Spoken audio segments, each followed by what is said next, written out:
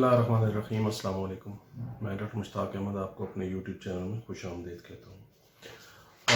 बहुत ज़्यादा चर्चा हो रहा है अभी इन दिनों ब्लैक फंगस के हवाले से, तो मैंने सोचा कि आपको इसके बारे में जो इन्फॉर्मेशन है, ब्लैक फंगस क्या होता है और ये किन लोगों को होता है, तो सोचा कि उस बारे में आपको ये बताऊँ और जो भी सही मालूमात है वो आप तक पहुँचाऊँ। तो ब्लैक फंगस जो है वो बेसिकली कोई नया फंगस नहीं है, ये पुराना फंगस है जो कि मिट्टी में पाया जाता है। और इसके अलावा आपने देखा होगा कोई चीज़ जब ख़राब हो जाती है, ब्रेड ख़राब हो जाती है या रोटी ख़राब हो जाती है या खाने की चीज़ें, तो वो ब्लैकिश उनके निशान बन जाते हैं। तो यही फंगस होता है। और ये फंगस जो है जो केसेस सामने आए हैं रिसेंटली इंडिया में, उनमें क्या हुआ है कि वो जो ऑक्सीजन का पाइप होता है वो अनहाइजीनिक कंडीशंस की वजह से ऑक्सीजन के पाइप से जो कि नोज़ के थ्रू जो है ये फंगस इंटर हुआ है। तो ऐसे तमाम लोग जो कि पहले से मुख्तलिफ बीमारी में मुब्तला थे, कमज़ोर थे, उन पर इसने अटैक किया है और उसमें कई इलामात सामने आई हैं ब्लैक फंगस की इन्फेक्शन की। तो पहली बात तो ये समझ लें कि ये कोई ऐसा नई इन्फेक्शन नहीं है, कोई नई बीमारी नहीं है जो कि कोरोना की तरह वबाई सूरत में फैली है। ऐसी कोई बात नहीं है। ये एक फॉर्मल सा एक फंगस है जो कि ज़मीन में पाया जाता है और चीज़ों में सड़ान पैदा करता है। तो मतलब बेहतियाती की वजह से, अनहाइजीनिक कंडीशंस की वजह से ये केसेस सामने आए हैं। कोई इसमें परेशानी वाली बात नहीं है।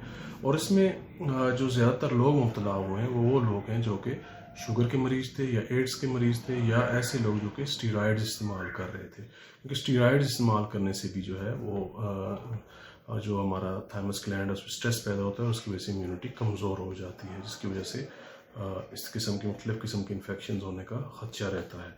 तो ये तमाम सूरत हाल है, इसमें कोई परेशानी वाली बात नहीं है। और फिर ये काबिल इलाज भी है, कोई ऐसी बात नहीं है।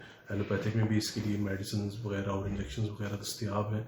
उसके अलावा होम्योपैथिक में भी मुख्तलिफ़ किस्म की मेडिसिन हैं जिसमें कि एंटम क्रूड, करियाजोट, आर्सेनिक, काली आयोडाइड वगैरह इस्तेमाल की जा सकती हैं।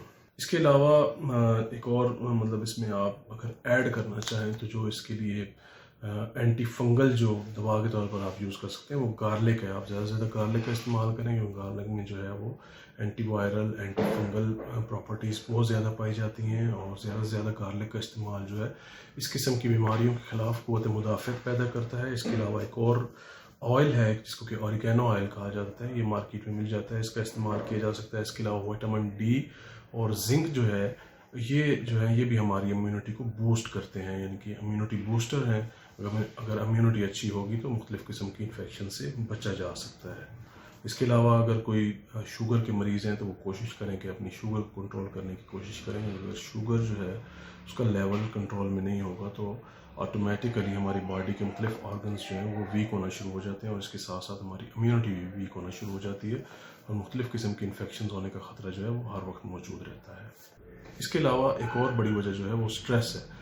स्ट्रेस जो है ये हमारे इम्यून सिस्टम को बहुत ज़्यादा डिस्टर्ब करता है, क्योंकि स्ट्रेस की वजह से कॉर्टिसोल हार्मोन का ज़्यादा अखराज होता है।